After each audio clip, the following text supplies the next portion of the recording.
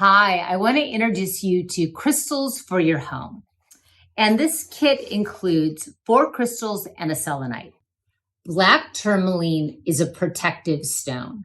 This puts an energetic shield wherever it lays. So place this inside by your front door to protect your front door and whoever enters from negativity and just bringing good energy into your home. Citrine is the stone of positivity and light. It does not hold on to negative energy. It just emits positivity. That's why it's a great crystal to have in a kitchen or on a kitchen windowsill, because the kitchen is usually a gathering spot, and this is a place where positivity and good conversations happen.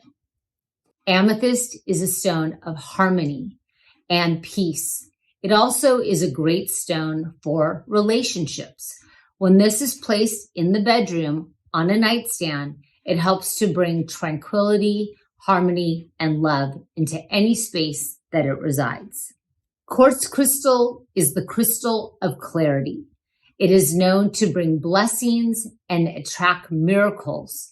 This is a perfect crystal to put either in a living or a dining room area to enhance the positive energy and to have a light emission throughout your whole space. Selenite is a stone of light.